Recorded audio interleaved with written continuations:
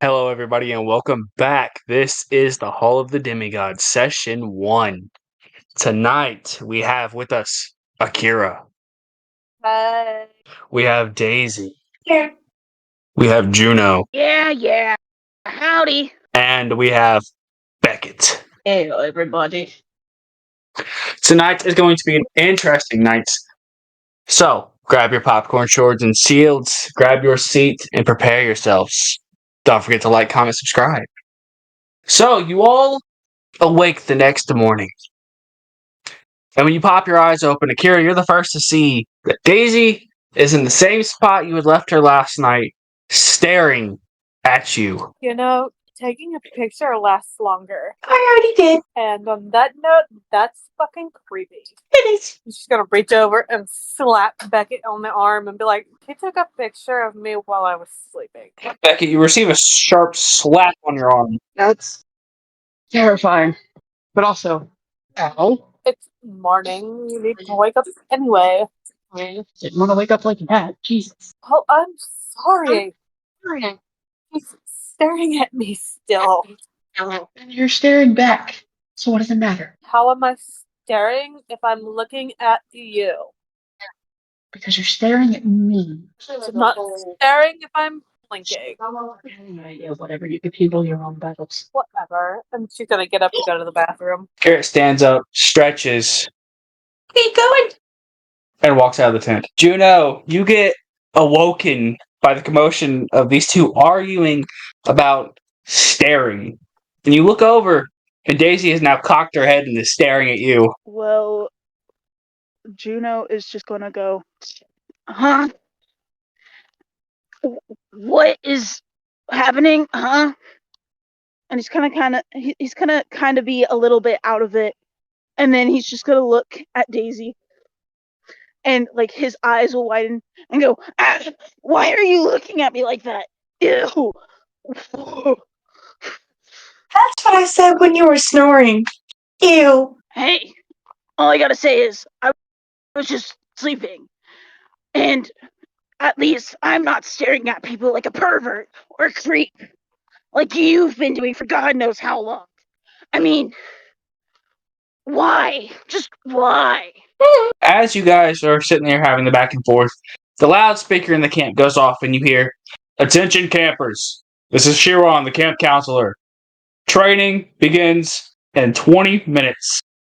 Ready yourselves, bathe if you must, and report to your appropriate training stations." Akira had already risen and went to the bathroom to start her morning routine. Beck, what are you doing now that you've just woken up? I apologize. Beckett, what are you doing now that you had just awoken? Beckett wakes up and kind of lifts his goggle and begins rubbing his eye. Daisy, I need a perception check. 13? You don't even notice that he's rubbing his eye. You kind of actually are in the process of already gathering your stuff to go take a shower. Juno, I need you to roll a perception check. Okie dokie. 14. Juno, you also kind of don't even notice him rubbing his eye. In fact, you begin readying yourself because you also need a shower. Daisy, you gather all your clothes and you head to the washroom, but you realize that the washroom that can hold up to 6 people, Akira has locked. So it's just her in there showering and it's you standing outside. What do? Well, first I want to knock. Loud. Akira, there's a loud pounding on the bathroom door. I'll be out in a minute. That's not the issue. I need to get in. Kira will sigh really hard, quickly wrap herself in a towel and open the door. Hurry up. Jeez, you're not even that big. You don't need the whole fucking washroom. I like my privacy. I'm sorry. Nobody even wants to be in your business. I have reasons to lock and keep the door to myself. So hurry. As Akira walks by, you notice the towel is wrapping every one of her curves. And your eyes kind of follow all the trails. No. Can I cough and go in the washroom and hurry? Daisy, blushing hardcore, makes a quick cough and puts her head down and runs into the bathroom and closes the door behind her. Akira, what do you do? She's gonna roll her eyes and chuckle, only lightly, that way she can't hear it, and go ahead and head towards the tent. You near the tent, and the boys are still in there, but you need to get dressed for you're only wrapped in a simple towel. She's gonna fling the flap open and be like, y'all need to leave now. I need to get dressed. And I'm not getting dressed with Malibu Barbie. Juno, Akira comes to the tent, it's like, alright, out. What do you do?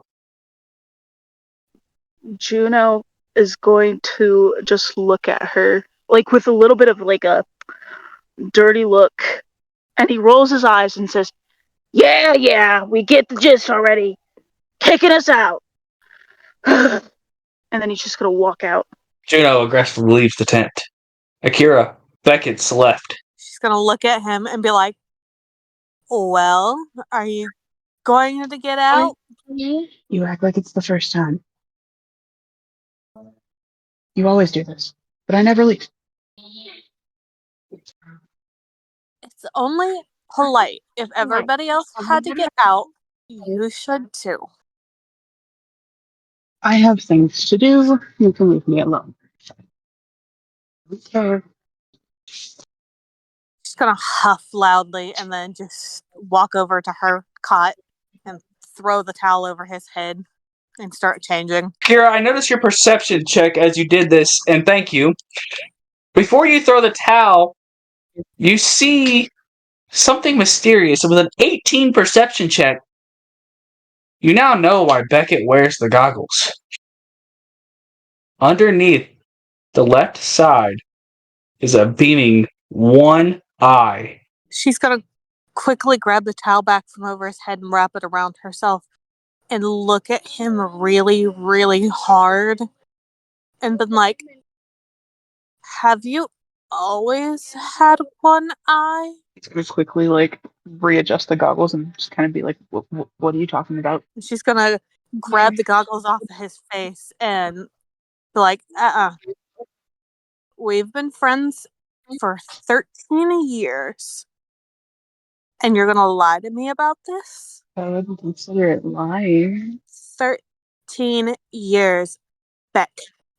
Yeah, your point.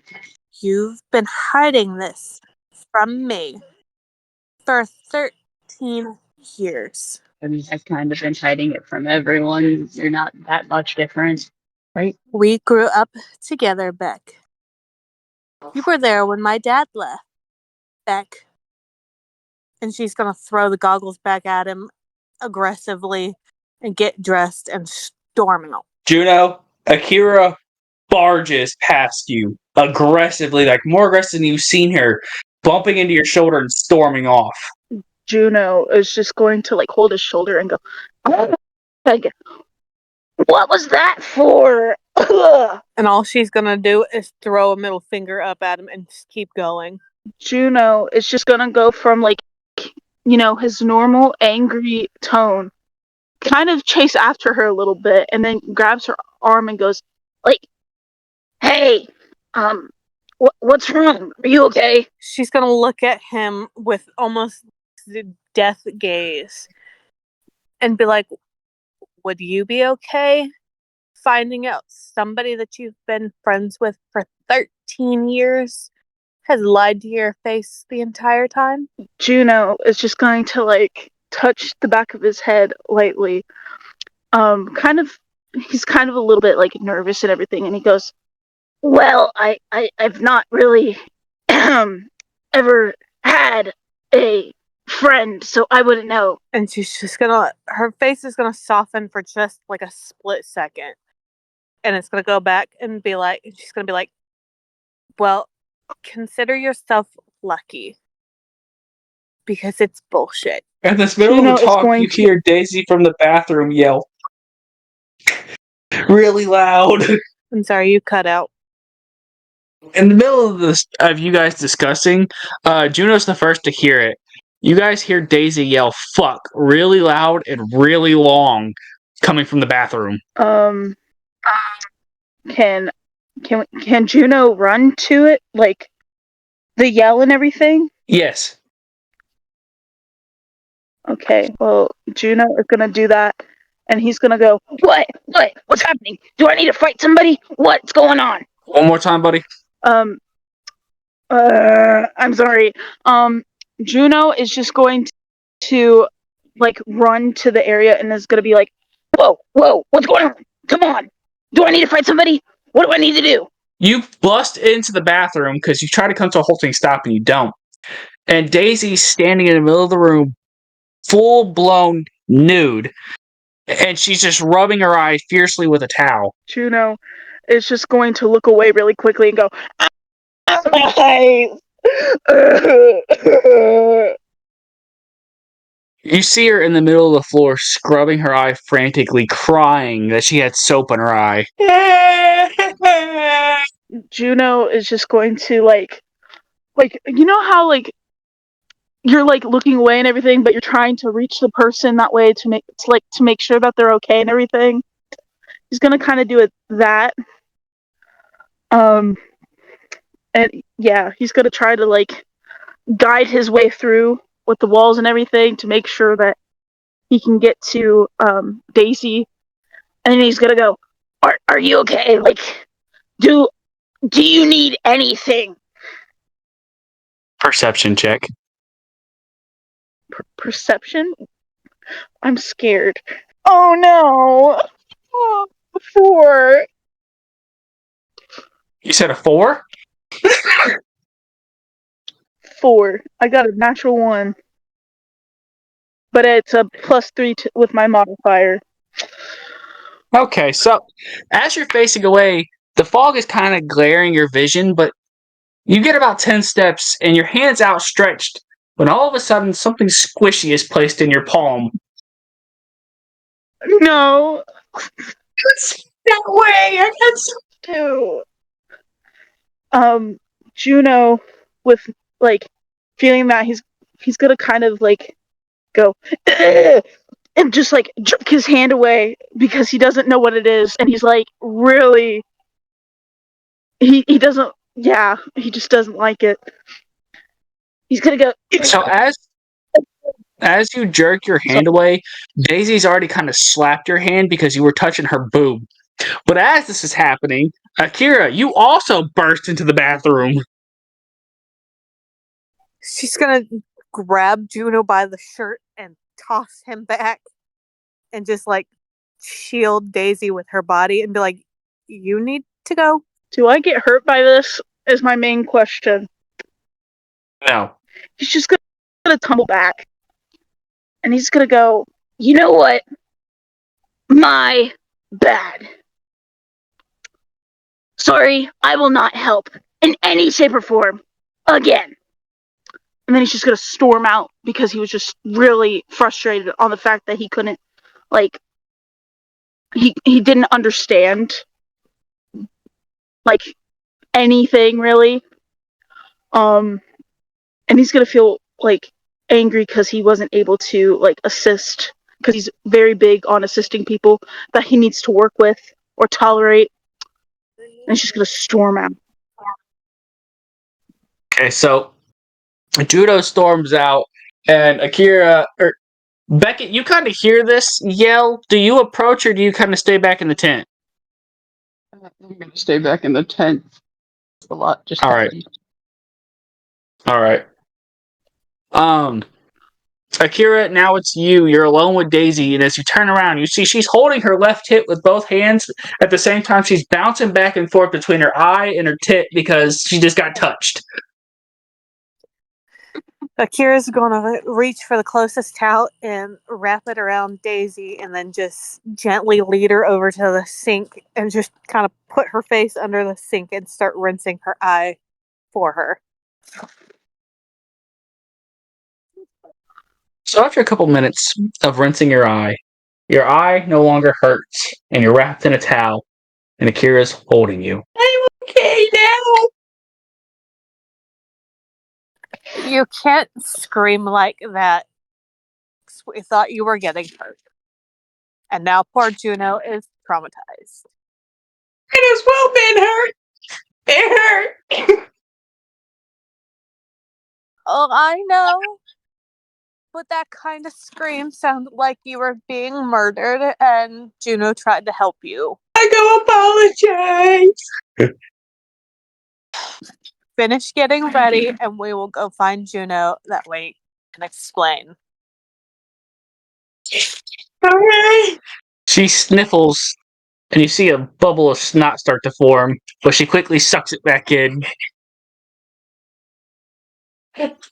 She throws on her clothes, a quick little dress, polishes up her antlers, and she's ready to go. You find Juno not too far off, sitting by a tree, just staring off over the hills.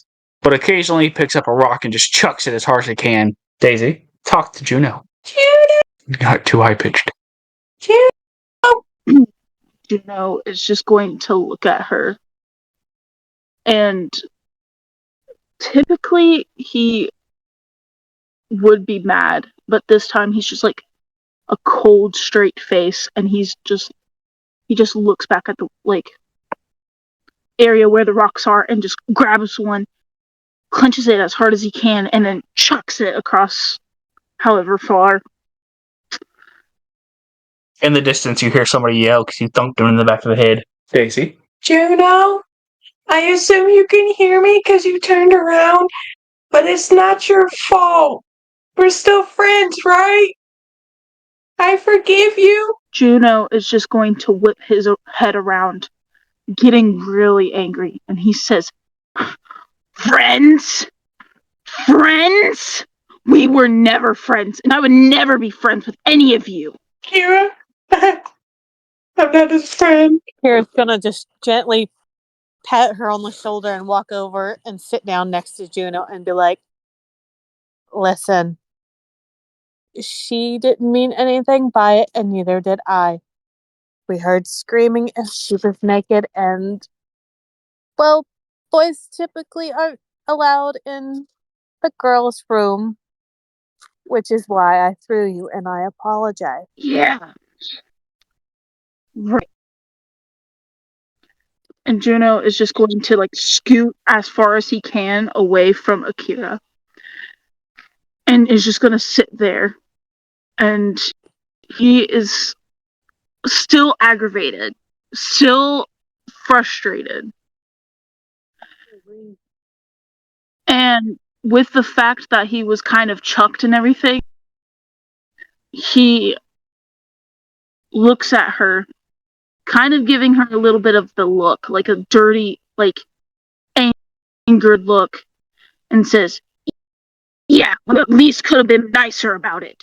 And don't get me wrong, I might not be nice, and I might be the angriest person, or whatever you want to call me, you've ever met. But don't ever throw again. And then he's just going to get up and walk away towards the tent. As this is happening, Daisy, while you're sitting there staring at Juno, you just start getting flashes of pictures through your head. You see Juno as a young orc.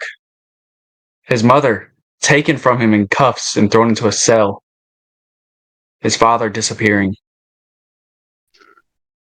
How he's even wanted by kings of many lands. And the last thing you see is somebody pushing him to the ground and calling him a horrid one.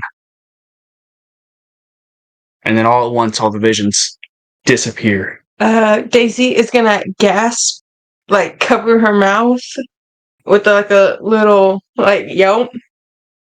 And honestly, I don't want to bring it up yet because, well, he hasn't said anything. So I'm just gonna keep that to myself. But definitely things are gonna be different now. I'm gonna always be kind of watching him and cautious and shit. Okay. The camp thing goes off again. You hear Chiron. Campers! Training begins in 5 minutes. Report to your respective grounds immediately. and the microphone clicks to a stop. One by one, a note appears in each of your hands. And it simply says task. And you have to open it. We'll start with Beckett. He's gonna open it up and look at it. Yours says Master Plane Shift. Report to the Dark Realms. And then in parentheses it says next to the mess hall. Lovely. Akira. I'm gonna start walking. I'm sorry, what? So I guess I'm gonna start walking. Alright. Akira. She's gonna look at the note, kind of annoyed, and open it and just kind of read it. Task. Learn to control your love. Report to the woods. She's gonna stand up and start walking towards the woods, patting Daisy on the shoulder as she goes by. Daisy. I am gonna examine it. I'm gonna look at it back and forth, but eventually I'm opening it. You open it. And it says Master Images. And for a second you're a bit confused, but then another line appears. Stay put. I'm not leaving. I'm staying right here. It says Juno.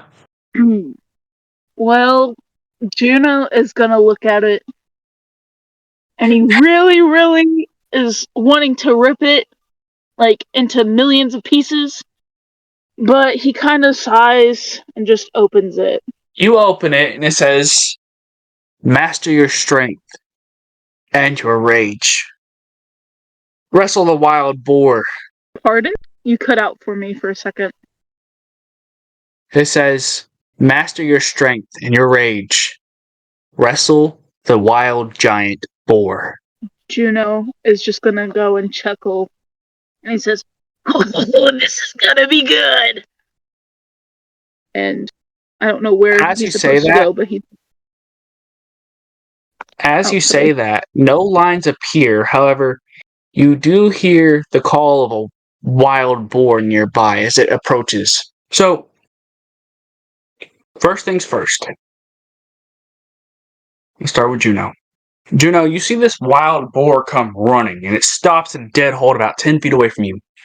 This thing stands about 16, 17 feet tall, weighs a good 2, 3, 4 tons, and it's looking down at you and it huffs. And a hot breath smacks you in the face. Oh. Juno is going to God, what should I do? Juno is just going to kind of look at it with a evil grin, and I guess he's going to I know this is gonna sound weird, but he's gonna try to get onto the board. He's gonna do an Athletics check. acrobatics thing or something. Yeah, I assumed so. Please don't. Bro! That hurts. That's a 5. I'm sorry, that's a what? It's a 5. Oh, a 5? Okay, so yeah. You try to climb atop it, and you grab onto the side of its fur, and instead it takes you, and it rams you into the side of a tree nearby, and you take 6 damage. Oh God, that stings a lot. And you feel, as you get more angry, you can feel the boar getting more angry too, almost as if your rage is giving him rage. Juno is just going to hold his side a little bit, and he's gonna just go and try to calm himself down. He's gonna take some deep breaths, and he's just gonna calm himself down because he doesn't want to anger the boar more than what it has. From behind you, you hear Chiron say, "Remember, boy, everything is not solved with anger.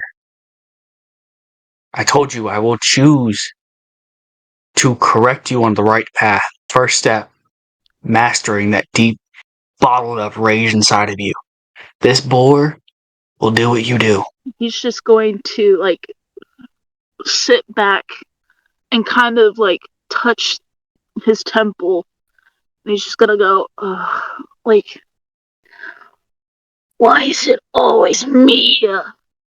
And then he's just gonna like try to stay as calm as possible for however long this boar is going to be near him, because he doesn't want to deal with fighting this thing. He says, "Well, boy, that attack was only part 1. Here comes part 2. And he whistles. And your mom appears standing in the distance. She waves at you. Juno is just going to like full on have like a panic like expression on his face, and he's just gonna go ah, and then he's just gonna try to like get away from it as far as possible, like from his mom, because he doesn't believe it and he feels like it's illusion, and he just genuinely is like, I'm not dealing with this today, you know, that kind of feeling. Chiron says, "Based on your actions, you think it's fake. Well, here, let me show you it's not fake." And he whistles again. He says, "I'm sure you remember this well." And you see your mother tackled by like 5 guards, handcuffed, pulled up, and carried away and thrown into the back of a carriage. Juno, like with having that trauma still stuck with him, he's just gonna go and curl up into like a ball and everything, covering his ears, and he's just gonna start crying his eyes out. And he hates to cry. He's like, I can't do that. And he's just gonna like try to hide his tears away to make sure that no one sees him cry whatsoever. As you are crying and you know your rage is bottling up more inside, you feel the boar stomping beside you harder and harder. He's gonna just try to calm himself down again, but like he's still going to be like in tears. He's just gonna not, like, he wants to help her, but he knows that if he were to try to, then it would like, I guess he has that worry that he's also going to be like taken away, which is funny because, you know, he's a criminal and everything. But he's just gonna like try to calm himself down, calm down like the rage that's within him and everything, and he's just gonna have tears down his face, and his body is like aching because, you know, like he's still like hurt physically, technically. As this is going on, Chiron walks up to you. He says, "You're probably not going to like this, but you're not leaving this area that I've magically sealed off until you can control your anger." He takes one of his hoofs and he hits you in your gut as hard as he can. Master it, boy. Juno is just going to go and like hold his stomach in pain, and he's going to like try to hold it in as much as he possibly can, because he doesn't he just genuinely is not wanting to do like deal with this amount of stress and everything, and he's trying to calm himself down because he doesn't want to get mad at anybody, because, you know, he's afraid and he doesn't want to be hurt anymore. He's genuinely a little bit scared too, and yeah. Upon seeing this, Chiron looks at you, shakes his head, and starts to walk away. And he says, "I guess it is true. You're just a pitiful, angry, horrid one." Juno, hearing that, he's gonna like full on go serious, get up, and then go, what did you just call me? Chiron turns his head slightly to the side and smiles. And he says, "Now that rage you feel, I want you to realize that somebody right behind you is feeling the same. Horrid one! Horrid one! And the boar behind you stomps. Juno just starts laughing hysterically. And I guess he'll go into rage. And he, oh my god, I don't know what to do because I don't want him to die. He won't die, it's training. But like if he like loses a whole bunch of hit points, then what's gonna happen? Is he just gonna be knocked out cold? He won't be knocked out. You'll see if it gets to that point. Okay. Right and now, he's it's going just to training your character to master his rage and realize that he can control these emotions. what he is going to try to do. Actually, no, what he is going to do. He's gonna grab his battle axe out. And he's going to go after the boar. I know that's gonna be a little risky, but I don't want to do this, but I'm gonna have to. So do I need to roll to hit? Let's see, so plus all your rage counters, because he is building up rage with you, since that's part of your power. Yeah, you can roll to attack, but his AC is risen. How much? Does it oh, I don't know how to do this. I've not done this before. So do I just is there anything that I need to add, or is it just gonna add it for me or whatnot? I'm confuzzled. It should add it for you when you're in rage. I know it gives you like advantage on being charmed and shit like that and all that. Juno is going to run up to the boar and try to hit him, which it's 22 to hit. Or hit. I guess it meets, it beats. Alright, so you strike the wild boar, dealing. Let me see real quick. Oh, okay. I don't know which one to do. There's two options for this. I'm gonna assume that one. He did 6 damage to the boar. As you strike the boar, it looks down at you and it's like it's smiling at you. And then it reels back and it attacks.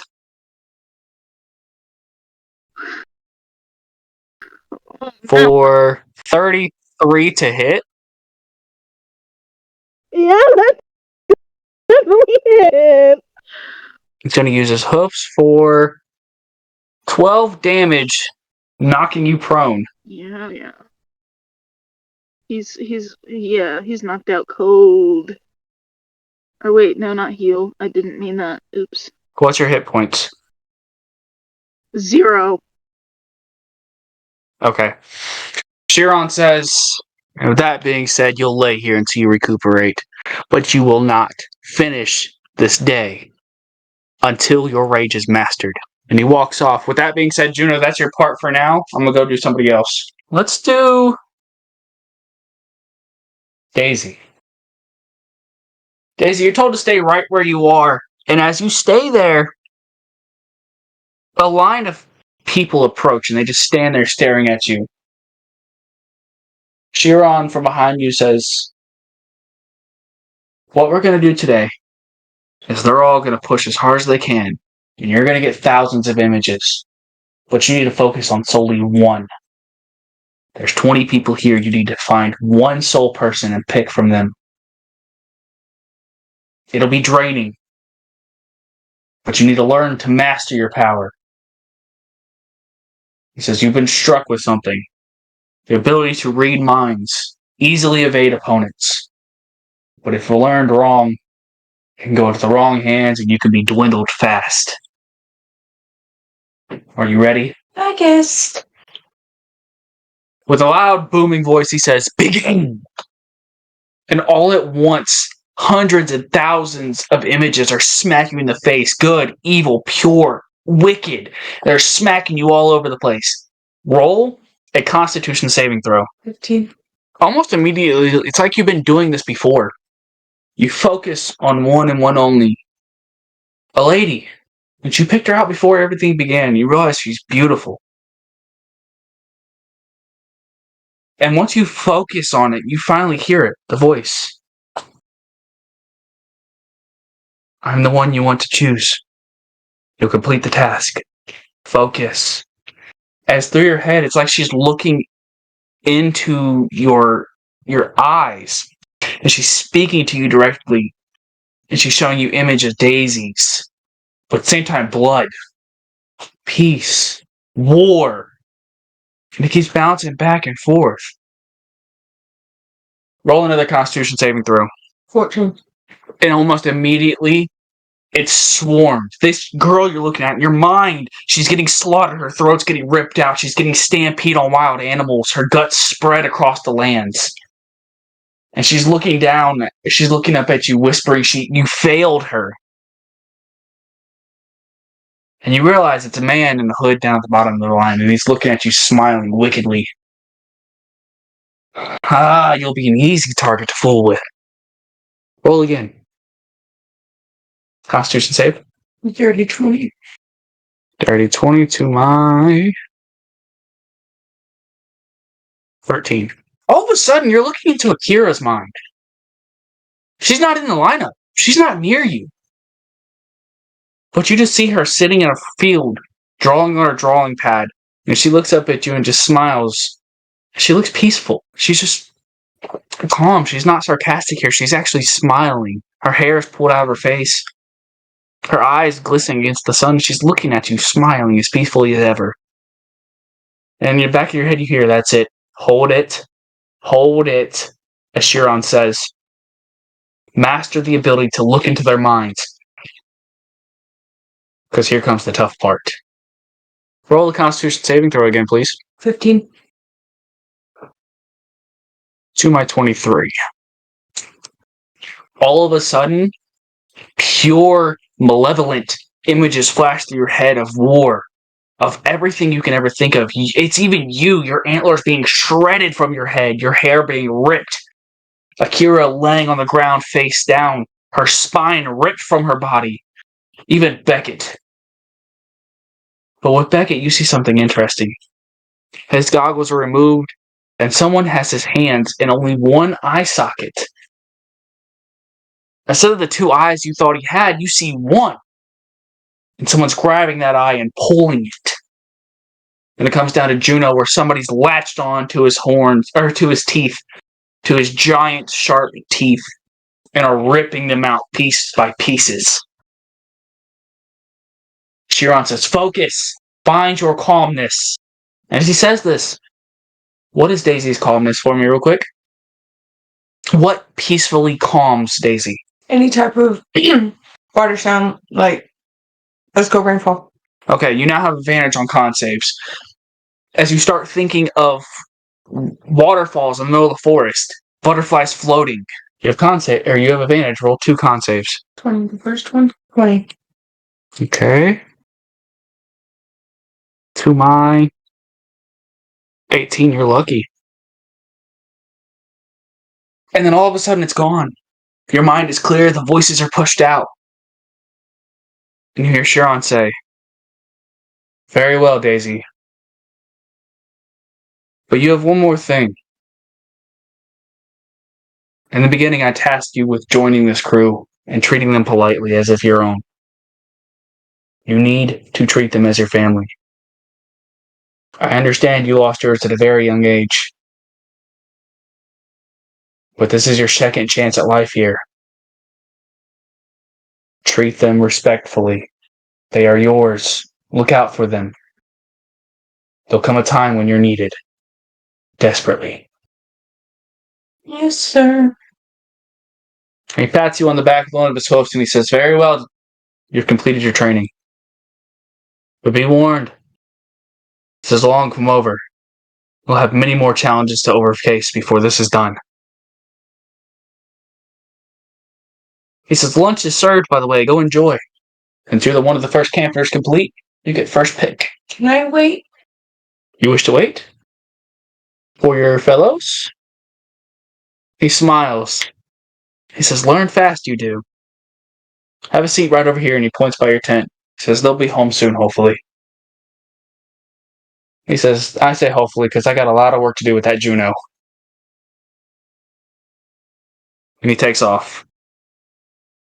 Akira, you get another note in your hand. It says, you're going on a bit of a journey. She's gonna sigh a little bit and be like, wonderful. A journey. Chiron calls from behind you and says, hop on. I gotta take you somewhere. She's gonna very carefully climb up because even though she comes off as an asshole, she's very careful not to hurt people. He rides off.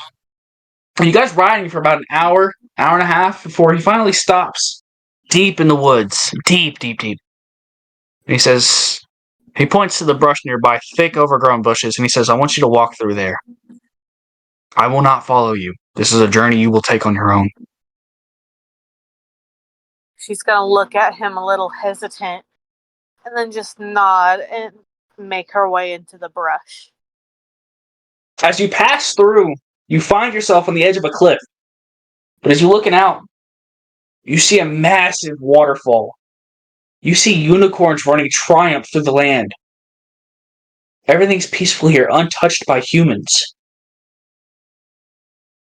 And all at once, everything stops and turns to you. And you get this weird feeling, like love is flowing from you. She's What do you wish to do? Look at everything and just try to capture it in her mind because she knows she's going to draw it later. Because she knows that it's something that she thinks Daisy would like, and she's going to try to secretly sneak that drawing to Daisy. As you do sit there and take a mental capture, a bright golden light shines from the sky. She's going to cock her head to the side a little bit and kind of walk very carefully towards it. As you do this, appearing from this golden light is Aphrodite. She's floating down gracefully, and you see she lands just above the water. And she simply reaches out, and a bunch of golden, red, and pink lights shoot from her hand. You see she's simply giving birth to the lands. Love is spreading from her. When she feels your presence, she looks up and she smiles. She says, my daughter. She's gonna tear up a little bit because the mother that she knew was not her actual mother, and just a little bit of rage is going to come from her body, and she's going to be like, you lied to me. She says, my daughter, I never lied to you. I simply did what must be done to protect you. You had me believing that it was my dad that was a god, not you. Honey, your dad was a deadbeat. A simple mortal I should have never slept with. And I wish you hadn't, is all she says. She soars through the air a little bit closer to you before she lands in front of you. She says, my child, I know I've done fucked up things in the past. I never wished to leave you on your own. In fact, if it had it my way, I would have brought you up to Olympia with me. And we would have seen the world for the wonders it is. We would have spread love and beauty throughout the lands, shown these humans the true nature that they can be. I wished nothing but peace for you. I never wanted harm to come your way. I spoke with Chiron myself and had him bring you to this camp so you could be safe. Daughter, you're half god. There's people out there looking to murder you. She's gonna scoff a little, and she's gonna be like, you don't think I already know that? And she's just gonna kind of like roll up the sleeves of the shirt she's wearing and show the many scars from all of the fights that she's gotten in over the years. Aphrodite kind of shuns away a little bit, but she casts a soft smile. She takes your arm, and 2 fingers she slowly drags them across your arm. My offspring, my daughter, my love. Pain is nothing but a reminder that you are part mortal. And as you look down, you notice the scars are gone. She says, "You've got to remember, you don't have yourself. We all have you. This team you're with, they're with you for a reason. Juno may be hard to get with, but it's okay. He'll come too. Daisy, she's had a reckoning. You should trust this team, my daughter. Learn that with a simple flick of your wrist, you can make anybody fall in love with you. You have my power at your will. You just need to control it." You can't force somebody to love you. It's unrequited love. Why would I want to make somebody love me when I wouldn't want something pure? She says, "Here, let me show you." She touches 2 fingers to your head, and you see a vision. When you were a baby, your dad, you see your dad taking you around, just dumping you off in places over and over again, putting cigarettes out on you. That's why you have scars on your back. And you see Aphrodite appear and simply touch his hands. And you see the look in his face go from mean and menacing to love and admiration. She says, "My daughter, people are cruel. Sometimes they need to be taught a lesson of love. I made your dad love you so you could live. Love isn't a want. It's not right to put on people, you're right. But it's needed sometimes." She's just gonna kind of look away and just nod slightly. She kisses you on your forehead and says, "My daughter, it's time for you to head back to camp. You may not realize it, but we have been talking all day." As you look around, you see the sun is setting. Says, "Chiron is waiting for you. Go." She's gonna give her mother a light smile and be like, "I'll see you again. I'm sure of it." And lightly or carefully walk back towards where she had come from. Chiron is waiting for you, and he gives you a soft smile. "Did you like what you see?" A warning next time would be great. I didn't think it was going to be a trauma dump. Says, "I would have given you a warning, but based on how she's tried to appear in your life before, and you've ran away, you would have ran away again." You're damn right I would have. Says, "Hop on, I gotta get you back to camp for dinner." She's going to very carefully get back on and clear her throat and prepare to act herself as she's realized that her voice has went back to what it used to be. With that, Chiron rides you back and sits you next to Daisy, who's been waiting almost all day. And Daisy gives you a soft smile and says, You can go in if you want to. I'm waiting for the rest of them. I'm not forcing you to stay here. You don't need to be here. I know we ain't on good terms and shit like that, but you can go. I ain't stopping you." Akira's going to lightly chuckle and be like, I've got something I need to work on. So I'm going to stay right here, if you don't mind. No. And she's going to pull out her sketch pad and start drawing exactly what she had seen in the woods. "Alright." Daisy is just softly flipping a coin in between her fingers and just looking around. Beckett, Oh boy. you arrive at the tent you're supposed to be. And nothing appears but a soft red glow in the distance. And you feel it dragging you towards. Definitely gonna go towards it. As you get closer, you see it's a simple portal. I'm gonna kind of take a Chiron, deep breath first. Chiron appears behind you and he says, "Now, child, I'm going to send you in. But I need you to know, You will not be able to return until you master the realm shift. Understood. If you're careful, you'll be back. But be warned. Your dad has set something up for you in the middle of this. Lovely.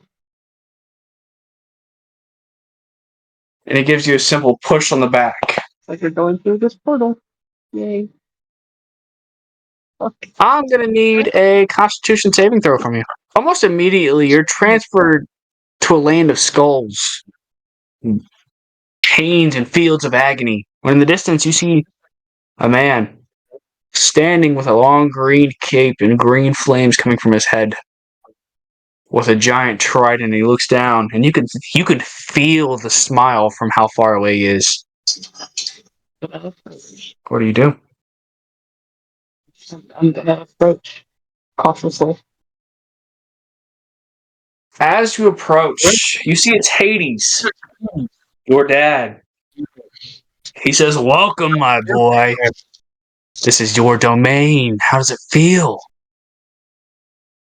Well, prepared for this.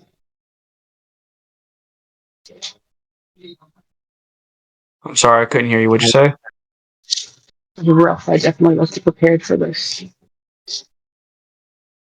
He says, "Well, if that's the case, I would start working on your plane shifting now for, there's about 6 hellhounds on the way to get you, boy. If you want to be a real god, you gotta learn fast." I'm sure I can control them. In the distance, you hear several snarls and snaps, but when you look back, you see nothing but bones flying up in the air. You soon realize you don't have the ability to see them yet. Seems a little rougher than I. So, with that being said, I'm going to need a wisdom saving throw to see if you can whip up a portal.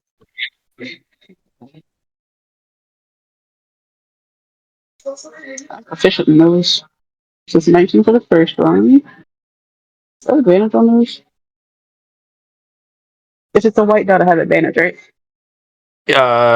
Should have a little A next to it. For saving throws? I know it does for skill saves.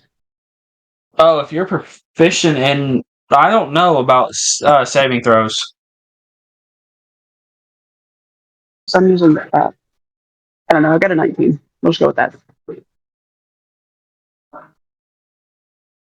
Immediately, everything shifts and gets still and quiet. Your dad smiles and he says, "Keep going, boy, you're close, I can feel it."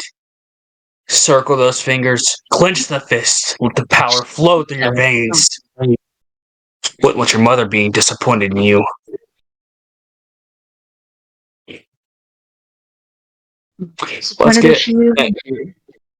Let's get an intelligence save.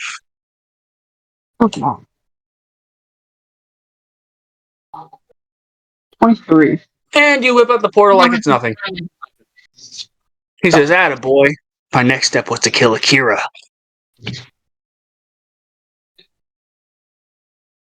He's gonna kind of cringe a little at the thought of that. He says, "One more thing, by the way. You also have one more power, but this one's a bit more deadly, so I'm going to give you a weapon to control it." He pulls out a sword. It's about the size of your calf. It's not very big. He says, "If you focus hard enough, you have the power of hell's hottest flames that you can sprout upon this sword." I can do this. And I can totally do this. He says, "Good. You better run. They're here." And you feel a snap at the back of your neck as the hellhound tries to jump at you.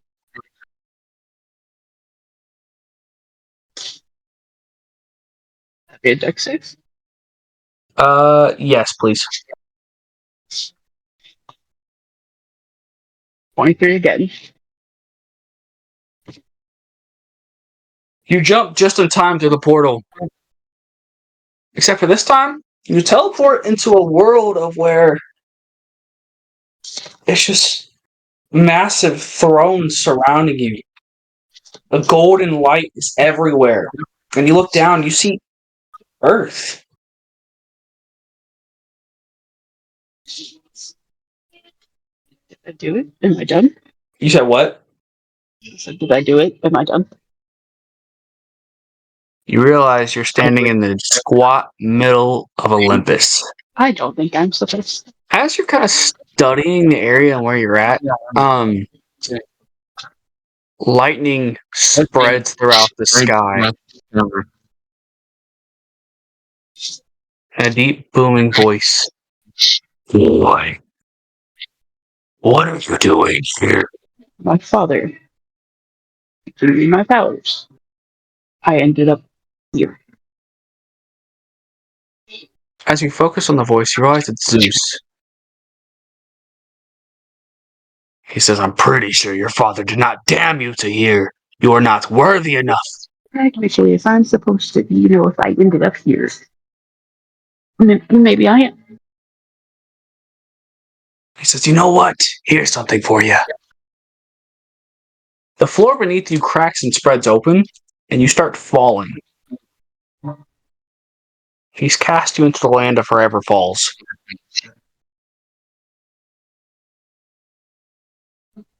Which means you fall forever. Wisdom save to create a portal. You could try, but you have to roll with disadvantage. 17.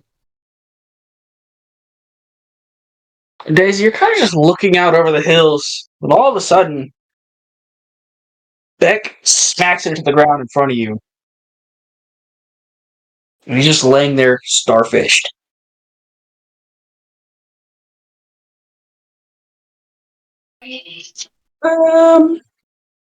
Are you okay? I think so. You don't look okay. That was a rough time. Rough times. Don't want to talk about it. Okay. Thanks for checking, though. Kira, you see Beckett on the floor. Did you at least do a flip? as usual? I mean, sure. Maybe. Maybe not. That was a long fall. She's gonna look up at the sky, look at him, and be like, "Do a flip next time. It'll be cooler." Your voice sounds different. She's Are gonna you okay?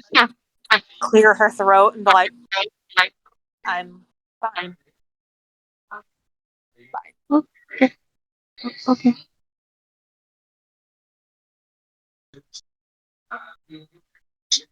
Okay, back to Juno. Juno, Chiron approaches you again, seeing you laying on the floor. He says, boy, you ready to try again?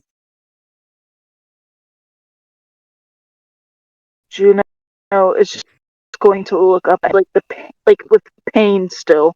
He's still achy and everything, but he's like, I don't even know what you're expecting me to do. I don't understand, and I don't think I will.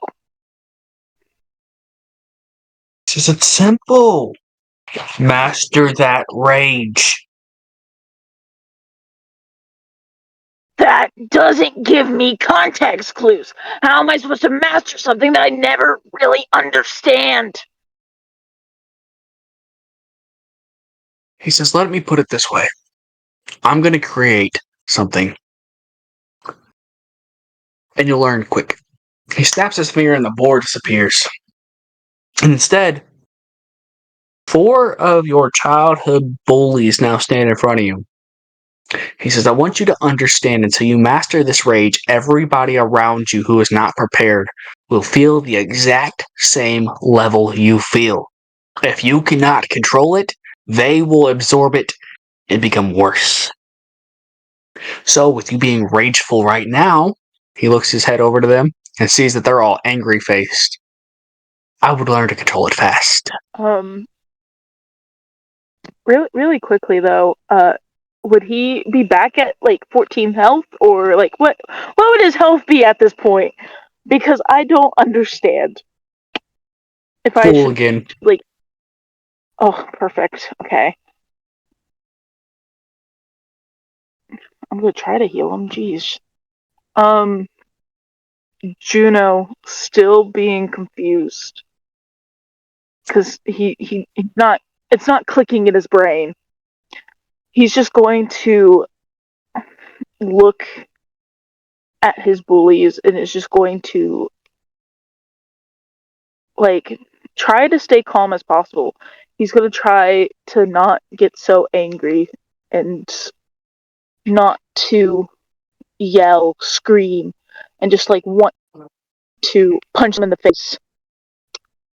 And he's going to try to calm himself down, taking some deep breaths in and out, trying to find his little happy place in his mind. And he's going to just continuously try to calm himself down. As you do that, one of the boys speaks up and says, "Well, if it isn't the boy who got his mom taken, orphan, that's why your dad left. Horrid one, horrid one." Juno is just going to giggle and is like he's gonna still try to stay calm as possible, even though he's in like agonizing pain at this moment. Still, he's just going to continue to stay in his happy place and make sure that no one like gets to him. Another boy grabs 2 sticks and sticks them in his lip. He says, "Look at me, I'm Juno. I got giant teeth. I'm so mad." And he starts stomping his feet around. And he goes, "Too bad I'm not the actual horrid one. Orphan."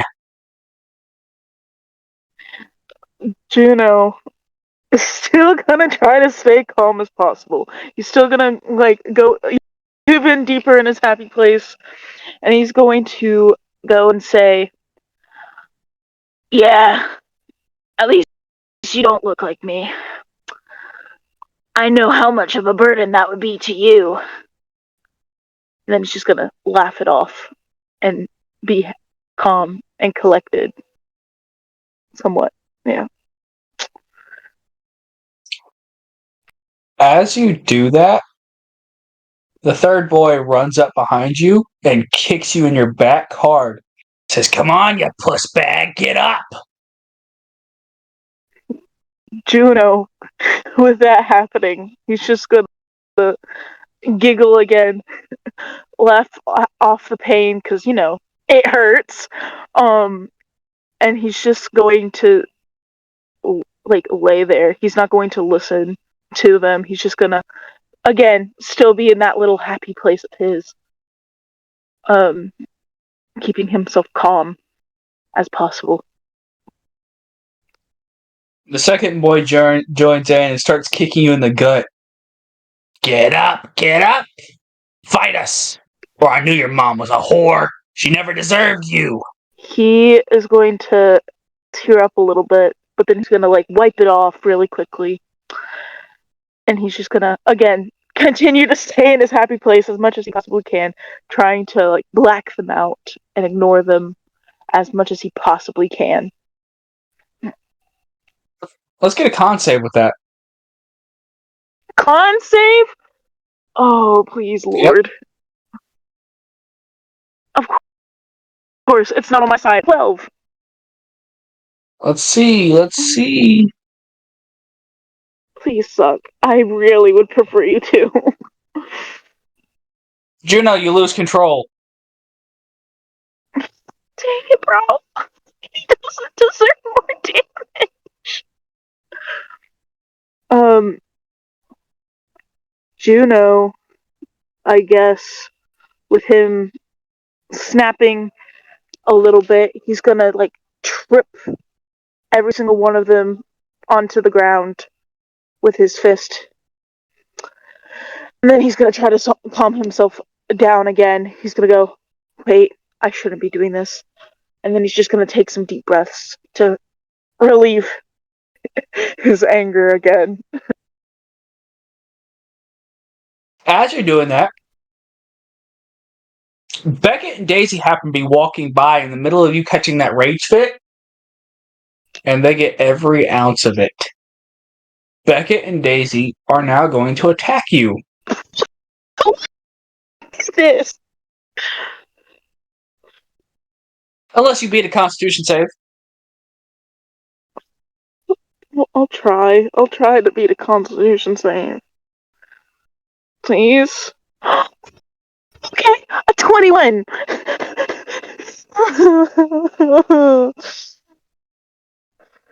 You succeed. Thank you. Finally, Juno, you now have the power to control your rage. So from this point on, if something angers you, I'm going to have you roll a con save. Oh, Chiron, okay. Chiron walks up behind you and he says, "See? It's all you had to do all day." Juno. I'm gonna have to roll that Constitution saving throw. Because that kind of made him a little aggravated because he got in so much pain that he's just like really like done. He doesn't want the side comments. So he's gonna calm himself down. Maybe. I got a 16, so fun. He's gonna calm himself down, I hope. My number was What was 15. it? You said 13? 15. Okay, so I succeed. Oh, 15? Then I succeed then. Still. I got a 16. Lucky. So Juno is just going to go and bite his tongue a little bit, even though he's kind of in pain still. He goes, "Yeah, so I could have done that the whole time." Oh. Just exactly. Now all of you, go eat. Today was a fantastic day. So, that being said, Akira. She's gonna finally look up from her drawing and close the book slightly. But, well, everybody's finally here now. Are we ready to eat? Daisy. Juno. Juno, kind of still feeling achy, he'll go and hold his waist a little bit, and he goes, "Yeah, he's like, I'm a little hungry." Beckett. I could eat. All right. And everybody walks to the mess hall. Akira sits down. Daisy sits down. Followed by Juno, followed by Beckett. You all sit at the 4-seated table, so there's 2 on each side. And they bring you a meal. Roasted ham, the side of chestnuts, roasted berries, and a fat-ass salad. Yeah, that's why the salad. You don't get to enjoy the roasted ham. With that being said, this is all I have planned for this night. So this ends session 1. Tonight was a fantastic session. So tonight we had with us Akira. See ya. Daisy. See you next time. Juno. Bye, everybody. And Beckett. Goodbye, peoples. Don't forget to like, comment, subscribe, share to all your friends. We're doing good, guys. See you next time.